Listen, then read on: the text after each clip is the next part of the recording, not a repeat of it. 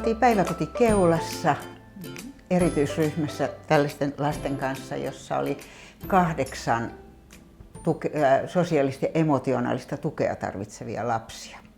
Ja meistä tuli työtoverit siellä ja mietittiin kovasti, että miten me saataisiin apua siihen, että meillä menisi vanhempien kanssa vielä paremmin yhteistyö. Että se oli meidän lähtökohta. Joo, ja me oltiin sitten tietysti siihen ratkaisukeskeisyyteen tutustuttu ja ajateltiin, että tämä olisi, että tuntui, että tämä on niinku semmoinen toimiva juttu ja ajateltiin, että kumpa me saataisiin tästä lisätietoa. Ja sitten me osallistuttiin, oliko se Turvatalon kakarakapina seminaari tai joku. Siellä oli Ben Furman ja Tapani Ahola piti sitä koulutusta ja me oltiin ihan innoissamme siellä. Jippii! Sitten ajateltiin, että nyt mennään nyt rohkaistutaan, mennään kysymään. Ne on niin kuuluisia tuollaisia, ei ne varmaan suostu mihinkään, mutta kysytään, tulisiko ne meille, alkaisiko ne pitää meille työnohjausta ja opettaa tätä juttua. Ja yllätykseksi meni sanoi, että all right, mä tuun. Ja ai että, siitä se oikeastaan kaikki sitten tämä alkoi. Joo. Että saatiin olla mukana sitten, mistä sitten lopulta se MUK-gruppi sitten syntyi. Me mentiin Penin luokse tonne Pikkuhuopalahteen ja hän sanoi, että mulla on itse asiassa idea. Lähdetään rakentamaan sellaista yhteistä juttua, missä myös lapset sekä vanhemmat hyötyy. Että siitä on kaikille hyötyä. Ja me oltiin aika innoissamme siitä ja sitten me lähdettiin kehittelemään. Penillä oli ihan selkeästi jo se alku, mitä hän oli aikuisten kanssa tehnyt. Ja sitten ruvettiin miettimään, että miten sitä voi soveltaa lasten kanssa. Siinä oli aika paljon sitä, että lapset ei osannut leikkiä. Lapset ei osannut olla vuorovaikutuksessa toisten kanssa. Sitten oli vähän sellaista rumaa kielenkäyttöä. Oli vaikea istua paikoillaan. Että oli semmoista todella niin kuin diagnooseinakin. Niillä lapsillahan oli kaikilla lääkärin lausunto. Ei tarvinnut olla diagnoosi, mutta lääkärin lausunto oli. Jotkut laittoi sitten niitä diagnooseja, mutta semmoista vähän häiriökäyttäytymistä.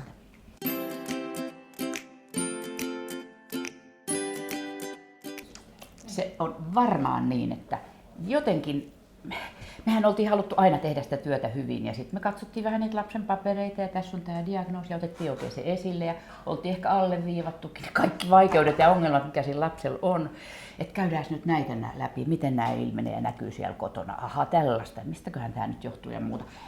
Hyvää tarkoittain. Sitten me alettiinkin tekemään, jätettiin se paperi, ei nyt huomiotta, mutta pois. Tiedettiin itse, että mitä siellä lukee ja yritettiin kääntää sitä sitten toisin päin sitä asiaa ja jotenkin niin kuin sillä lailla, että mitä kaikkia vahvuuksia teidän lapsilla on.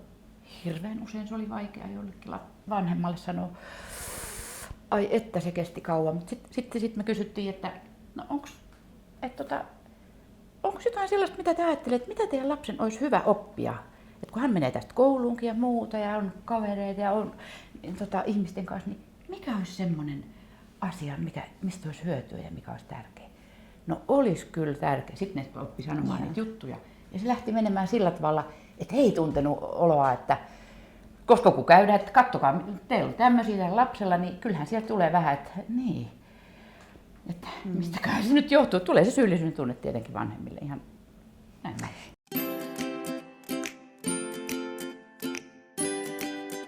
Ja itse ihan alussahan me tehtiin niin, että me annettiin niiden vanhempien sanoa ne ongelmat. Niin.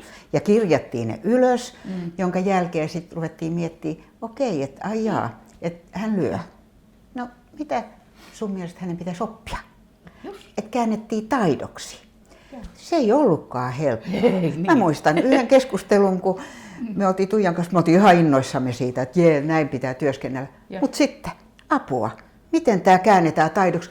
Mä en enää muista sitä ongelmaa, mutta me soitettiin siitä, vanhemmat oli mukana, me soitettiin Ben Furmanille kesken sen neuvottelun ja sanottiin, miten tämä käännetään, mikä se taito on? Ja Peniltä tuli heti vastaus siihen. Ja soititteko te oikeasti Ben Furmanille? Soitettiin ja heti tuli vastaus. Joo. Ja sitten me tajuttiin, siinä meni jonkin aikaa ennen kuin me tajuttiin, että meidän ei tarvitse enää koskaan ottaakaan niitä ongelmia esiin. Aloitetaan suoraan toi vaihe, minkä Joo. Tuija äsken sanoi, että no mitä sun lapsen pitäisi oppia. Ja kirjoitettiinkin niitä. Ja lähdettiin niin pienistä asioista, että joku sanoi, että mä haluan, että hän oppii esikoululaiseksi. Ahaa, no mitä se tarkoittaa? En mä tiedä. Sano vanhemmat, että en mä tiedä, mutta ne sanoi siellä vanhassa tarhassa, että sen pitäisi oppia niin kuin, olemaan niin kuin eskari. No sitten me ruvettiin niin kuin, laittaa sitä, ahaa, no sen pitäisi oppia istua paikalla varmaankin, joo. Ei varmaan tuntia. No hyvä, jos istuisi edes 5 minuuttia paikalla. Lähdettiin pienistä asioista liikkeelle ja se toi valoa. Se toi hirveästi valoa sille perheelle, että nyt puhutaankin siitä, että mitä pitää oppia, ei sitä, miten ongelmakeskeinen on. Koska siinä ei tule sitä syytöstä sitä vanhempaa kohtaa.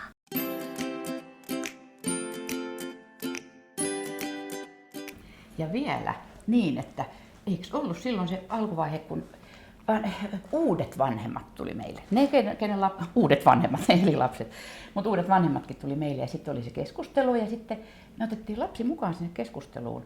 Ajateltiin, että no niin, kyllä tästä hyvä tulee, mutta ai että kun ne kerkisi ne vanhemmat välillä jo siinä, no niin.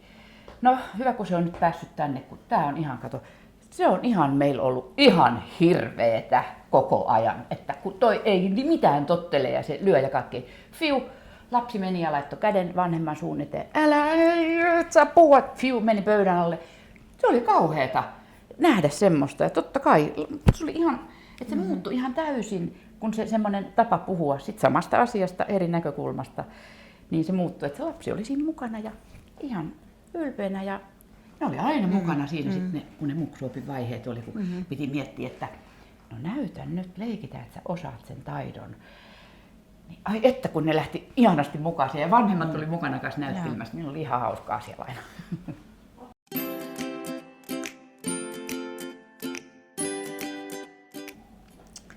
No, ja se alkoi siitä, että oli se ensimmäinen keskustelu sitten, missä lapsi oli mukana.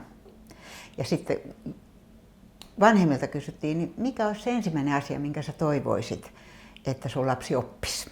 Koska harvoin ne lapset osas itse sanoa, että haluaisin oppia tämän. Pikkuhiljaa ne tosi sit oppi sen, mutta ensin vanhemmalta. Ja sanottiin, että joku semmoinen helppo, että lapsi saa kokea sen tuntemuksen, että se on oppinut. Ja sen keskustelun päätteeksi lapsi sai valita itselleen voimaeläimen tai voimahahmon, joka laitettiin esille sinne päiväkodin seinälle. Tehtiin kaunis lappu ja etsittiin yhdessä kuva ja sitten kirjoitettiin siihen se taito, minkä lapsi aikoo ensimmäisenä opetella. Tietysti kysyttiin lapselta, että oletko sä valmis oppimaan tämän taidon. Ja sitten kerrottiin, mitä hyötyä siitä on, kun se oppii ja näin. Ja sitten kirjoitettiin se siihen seinälle ja siihen lapsi sai valita sille vielä lempinimen sille taidolle. Ja eikö vielä vanhemmat ja lapsi itsekin sai sitten kertoa, että mitä hyötyä siitä on. Kyllä. Joo. Ja me naurattiin. Joo. Se oli hauska. Me naurattiin monta kertaa Kippurassa Sirpan kanssa siellä, että ajattele kuinka tämä on hönttiä, että päiväkodin erityisryhmä, sitten on oikein niin kuin seinällä. Ihan, että se on niin hassu, että siellä oli, että ne pysty olemaan siellä ne taidot, kaikkien lasten taidot, mitä ne opettelee. Tavallaan, että jos ne olisi käännetty takaperin sinne vanhan ajan, niin siellä olisi kaikki ne ongelmat. Niin kuinka toi oli niin kuin sitten käänteen tekevä. Se oli ihanaa, ne oli ylpeitä. Nehän oli lopulta ylpeitä siinä, kun niillä alkoi tulla sitä listaa, kuinka monta taitoa ne oli oppinut. Ja sitten joku lapsista sanoi, että mä en ala mitään, mulla on vasta toi eka taito. Nyt mä alan Eikö se oli vanhempi, joka sanoi, sulla on vasta yksi taito tästä, nyt me aletaan tsemppaamaan. Ja sitten se alkoi niinku kannustaa sitä lasta vielä siinä ja se onnistui. Joo. Se oli ihana, se oli niinku ylpeyden aihe, oli. Että mitä enemmän sulla oli siellä niitä taitoja, niin sitä viisaampi sä oot ja fiksumpi sä oot ja mä oon pystynyt auttamaan vanhempana. Mutta sitten vielä mikä siinä oli musta ihanaa, niin kun meillä oli iso talo ja meillä kävi paljon vierailijoita ja meillä kävi meidän muista ryhmistä henkilökuntaa, niin ne tuli katsoa, että vau, nyt Riitta opettelee tollaista ja nyt se tekee, no onks helppoa? ylpeänä tosi, että on helppoa, Joo. kato vähän mä osaan. Niin.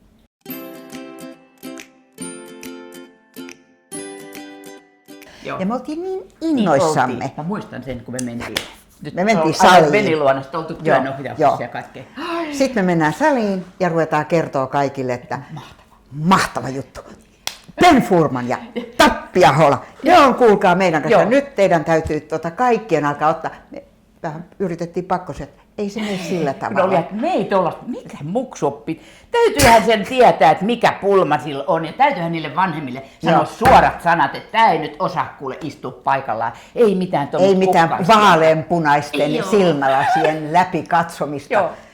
Ja sit onneksi me osattiin sit madaltaa sitä ja nythän Joo. Keula on jo toiminut pitkään ilman meitä, että mä oon ollut eläkkeellä ja Tuija on toisissa hommissa, niin muksuoppi elää siellä. Joo. Mut joo, sepä se on se tärkeä, mutta siinä myös vanhemmat niin kun oppi sitä puhetapaa.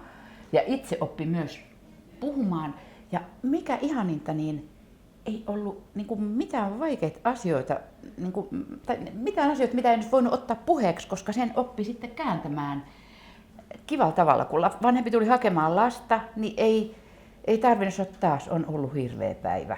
Nyt ei ole kyllä mennyt hyvin. Et koko aika täällä on, niin kuin, että se on tossa ihan... Vaan sen sijaan pysty sanomaan, että kuule, että tiedät sä, että tänään on ollut vähän sellaista, että tiedät, että sä haluat, että toi Jani oppii, että se oppisi niitä eskarilaisen taitoja ja näin, niin meistä vähän tuntuu, että yksi juttu, mitä kannattaisi sen opetella, olisi semmoinen, että se oppisi hillitsemään niitä käsiä. Niin sen olisi varmaan helpompi sit pärjätä siellä eskarissa. Mitä mieltä sä oot? Olisiko tää susta hyvä? No olisi todellakin hyvä taito. Ei tullut yhtään sitä, että miksi sä haukut mun lasta, vaan että toi olisi hyvä ja järkevä juttu. Joo.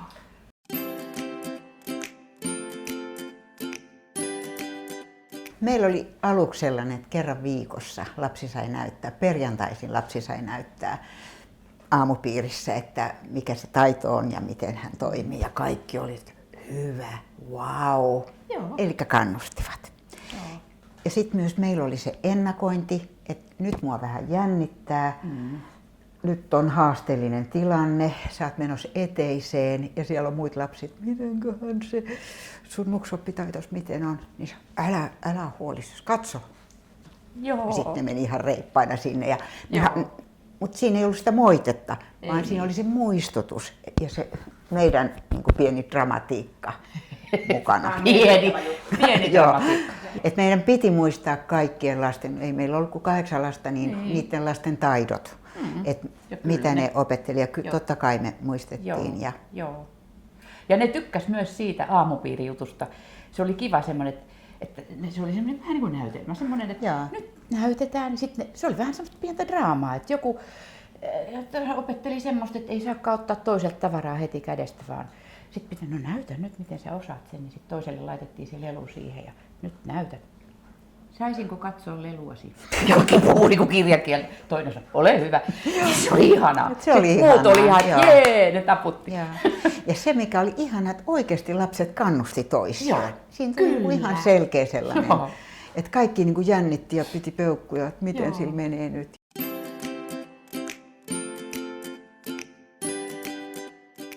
No oliko ainakin siihen semmoiseen niin kuin yhteishenkeen ja semmoiseen, että vaikka me sillä tavalla, meillä oli se pieni 8 hengen ryhmä, sitten henkilökuntaa 4, me istuttiin suuressa vaikka ruokapöydässä siinä, niin siellä oli semmoista, ei ollut sitä, että kun siellä jotkut vähän sitten, kun haarukalla veitselläkin syötiin, niin vähän saattoi tuossa niin huitasta, niin ei tullutkaan, että älä vähän sä oot tyhmä, vaan että kuule, mulla on yksi ehdotus. Sun kannattaisi ottaa seuraavaksi muksuoppitaidoksi haarukan ja veitsen käyttäminen rauhallisesti. Sitten toinen sanoi, että aha, okei. Niin, tuli tällaisia. Mulla tuli mieleen yksi juttu, kun oli sellainen pieni neiti, jolla oli ollut aika huonot tavat, kun se tuli meille ja oppi nopeasti sitten ne muksuoppitaitojen kautta aika hyväksi pikkuneidiksi käyttäytymiseltään, niin yhtenä päivänä hän meni makaamaan sohvalle ja jalat oli ilmas ja huuteli törkeyksiä sieltä ja haistatteli ja kaikki muut. Mitä tapahtui? Niin se sanoi, muistatteko te? mä olin tämmönen silloin ennen, mutta en enää. Niin sekin niin kertoo sitä itseohjautuvuutta. Ja sitten tuli toinen esimerkki vielä pojasta, joka oli käynyt vähän rötöstelemässä kioskilla ja ottanut vähän näpöstellyt sieltä tavaraa. Ja sitten yhtenä päivänä se poika tuli maanantaina ja sanoi, että arvatkaa mitä. Mä meinasin tippua huonolle tielle, mutta sit mä kiipesin takas. Ja se näytti, miten se tikapuita sille hyvälle tielle. Nimittäin sillä oli selkeä niin kuin tavoite, että musta tulee isona sirkusdirehtööri. Ja me oltiin piirretty, uskaltaakseni sanoa, polku sirkusteltalle. Se hyvä polku. Mutta sitten me näytettiin se huono polku, se meni ristikoitten taakse alas, ei yhtään kiva polku.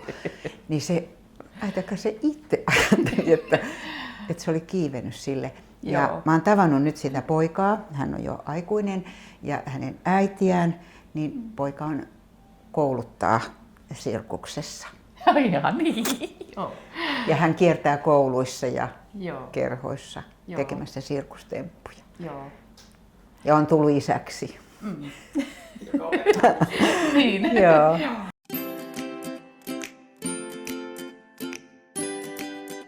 Jutellaan vähän vanhempienkin kanssa ja lapsen kanssa ja sitten me keskenämme, että miltä se nyt näyttää. Puhutaan vähän ääneen sitä. Jo silloin kun lapsi alkaa harjoitella sitä taitoa, niin puhutaan ääneen, että me ollaan vähän sit sellaisia, että se ei riitä, että kerran tai niin kuin yhden viikon nyt muutaman päivän osata. Se pitää osata pitkän aikaa, että sitten me tiedetään, että se on oikeasti mennyt sulle niin, että sä osaat sen kunnolla. Joo, selvä. Ja, niin ne alkaa usein ne lapset kysymään itse tai alkoi kysyä, että milloin mulle tulee juhlat? Varsinkin sitten, jos jollekin tuli juhlat, niin sitten muut kysyy, milloin mulle tulee juhlat? No sitten kun tämä joka päivä onnistuu tosi hyvin, niin sitten sulle tulee ne juhlat ja näin. Niin.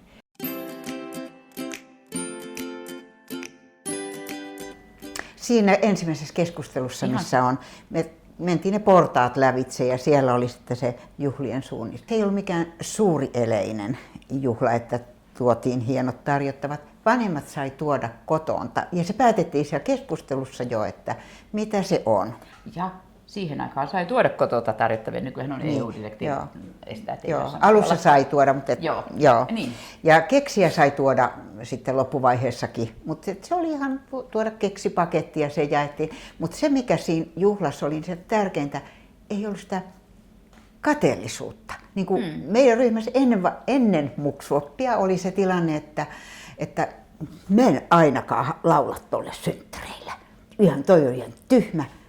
Niin nyt tässä, kun oli juhlat, niin tämä juhlittava kiitti jokaista. Kiitos, kun sä oot auttanut sanomalla vaikka mitä, vaikka että kiitos, kun sä olit, tai sä olit vaan, tai kiitos, kun sä kannustit. Ne sitten alkoi keksiä niitä pidemmän päälle, kun tuli niitä taitoja, niin ne keksi niitä, mitä voi sanoa kivaa toiselle.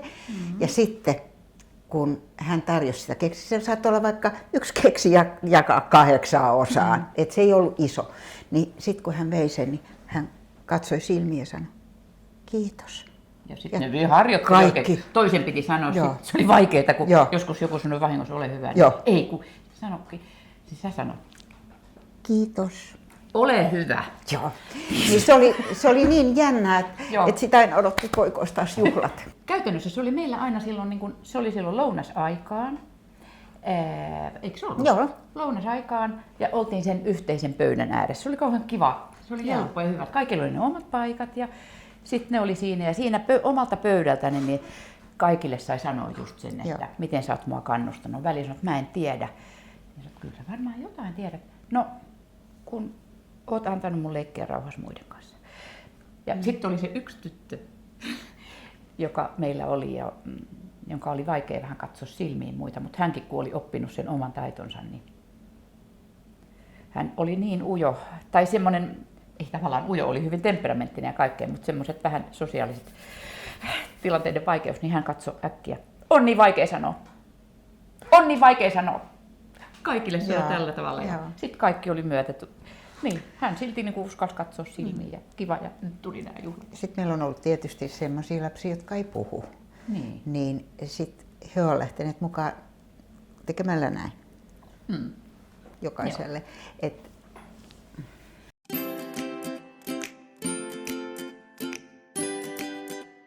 No aivan, että vaan ne on ylpeitä. Ja sitten Joo. nekin on niin kiva nähdä. Se on kiva nähdä, kun niin kuin aina ei sen vanhemman ole ehkä ollut helppoa siinä sitten, että välillä on ollut, että niin jotenkin, että olla sitten, kun ne onkin lempeitä sille lapselle ja on siinä, että no hyvä. Kiva, ihanaa kun sulla on juhlat. Jotenkin, että koska meillä on seuraava keskustelu. Niin. Sitten haluttiin myös se seuraava keskustelu, Joo. että päästään nopeasti ottamaan se uusi taito. Joo.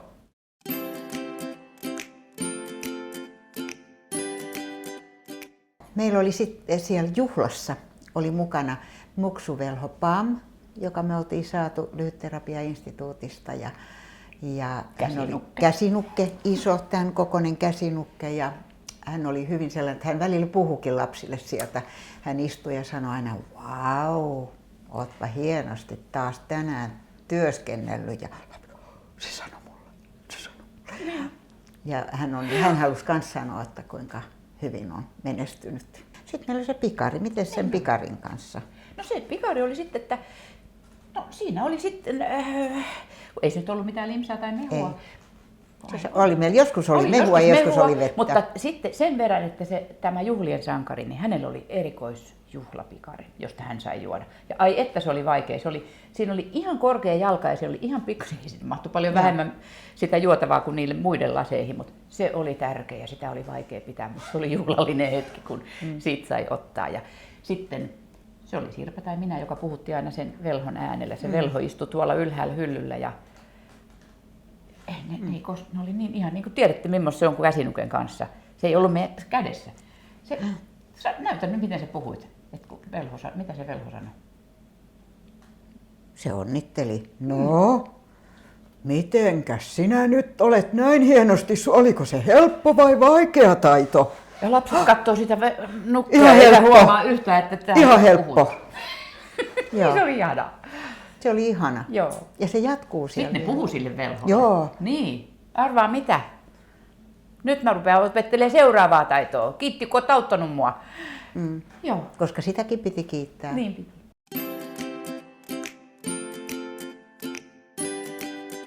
Tämä oli niin suuri apu siihen työhön, kun mä ajattelin, että olisiko sitä jaksanut tehdä niin kauhean kauan. Se oli ihanaa. Mä muistan sen, että älän kääntö, eli älän. Peni sanoi aina, että sitä älää ei kannata käyttää, koska se tippuu aivoista. Että sitten jää imperatiivi, että älä juokse. Kun sen sijaan miksi ei sanoisi, että kävele. Ei lapset pysähdy. Älä juokse, ne jatkaa. Mutta jos huutaa kävele, niin ne hämmästyy ja kääntyy katsomaan, mitä. Niin se oli se yksi vaikea asia. Ja sen oppiminen oli hieno. Ja ei se ollutkaan sitten, hän ei sitä heti oppinut, eikä kaikki muutenkaan, niin sitten annettiin lupa toisillemme sanoa, että jos vahingossa sitten sanoi, että hei, älä juokse. Sitten toinen tuli, sen sijaan kävele. Ja tätä me opetettiin sitten muillekin siellä talossa. Koska miksi sanoa kielteistä, kun voi sanoa sen toiveena?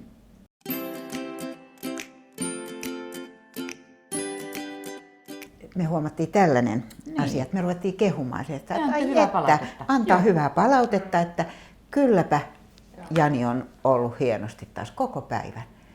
Niin sitten se äiti sanoi, niin, kyllähän se kelpaa teidän täällä sanoa, kun olette ammattilaisia. Ei se kotona vaan ole.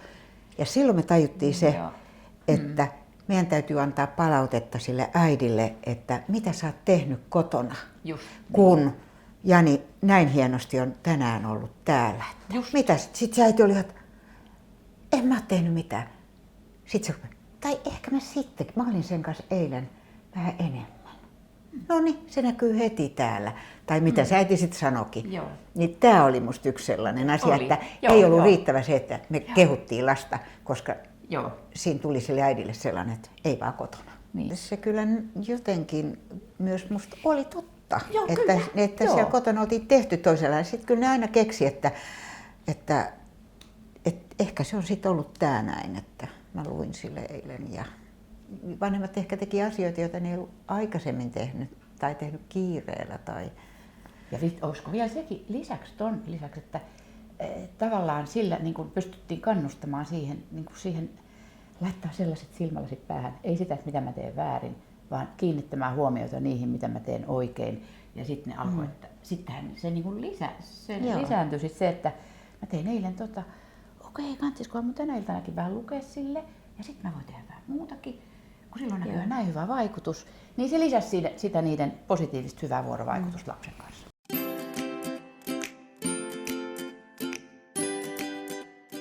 No kun mehän alettiin tekemään niin, että meillä olikin sitten aamukahveja, niin kuin sillä lailla vanhemmille näin. Mutta sitten me haluttiin perustaa muksuoppia vanhemmille. Ja sitten niihin ne halusi tulla. Ne halusi tulla sellaiseen, oliko se vaan meidän ryhmän? Se oli vaan meidän. Joo.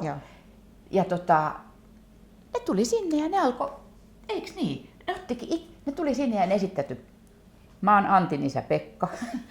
Esittelin, niin mun lapsi on täällä opettelemassa sitä ja sitä taitoa. Ja ne kaikki esitteli itsensä tällä tavalla sieltä, mutta okei. Ja että olisiko nyt jotain, kun lapsilla on nämä muksuoppitaidot, niin haluaisitteko te, onko teillä itsellä joku taito, niin kuin muksuoppi vanhemman taito, jota haluaisitte oppia?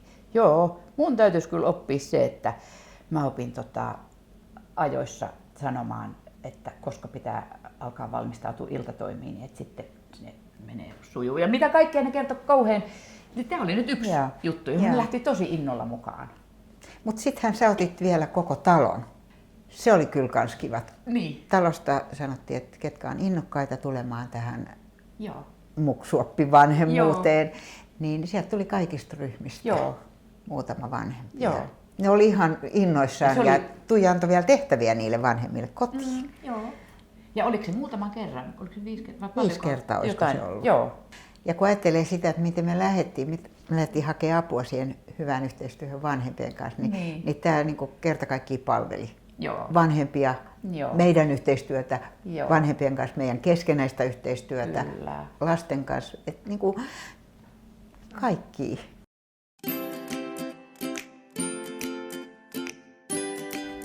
Minusta me opittiin siihen hirveän nopeasti, että ei, koska just sä sanoit Sirpa aikaisemmin siitä, että vanhempi saattoi sanoa, että kun sillä on huono itsetunto tai ei ole kouluvalmiusta, niin okei, mitä se tarkoittaa? Se piti pilkkoa pieniksi osiksi ja tarkalleen. Ei hän voi niin kuin alkaa opetella tällaista, että no niin, alat opetella, että sulle tulisi hyvä itsetunto, hehe. Vaan mitä juttuja se tarkoittaa, että on hyvä itsetunto. Ja sitten sieltä otettiin joku ja me aina ehdotettiin, että se olisi joku niin kuin tarpeeksi pieni askel ja semmoinen, aloitetaan sieltä helposta. Ja sitten jos se opittiin ja tuli, koska siinä aina liittyy myöskin se, että varauduttiin aina siinä muksuoppisuunnitelmassa on, että varaudutaan takapakkiin. Että mitä sitten se voi tulla se takapakki etukäteen tai siinä tai vaikka myöhemminkin. Niin ei me tehty siitä isoa numeroa.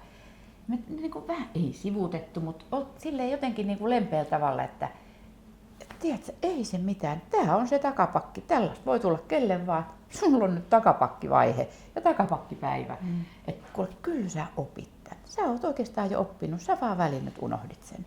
Niin musta se oli semmoista, niin kuin, että ei sille lapselle tullut sitä, eikä vanhemmallekaan, että no ei se nyt oppinutkaan sitä. Ei tullut sitä semmoista epätoivoa. Musta se oli Joo. Se oli myös vanhemmille sellainen, että onko tämä nyt sitä takapakkia? Niin. Sitten nyt taas mennään eteenpäin, niin se vahvistuu se. Mut meidän tehtävä oli kyllä pitää se huoli, että ei ollut liian vaikea se taito. Jos ei lapsi, niin kuin, ei tule juhlia, kun me koulutettiin joissakin päiväkodeissa, niin sitten ne sanoivat, että ei silloin ollut vuoden sisällä 1 taito, mitä se on oppinut. Niin silloin se oli meidän vika, että me ei oltu sanottu tarpeeksi vahvasti sitä, että se taito pitää olla niin pieni, että se lapsi pystyy oppimaan sen. Että eihän siinä ole mitään mieltä, että vuodessa on 1 taito, mitä opetellaan.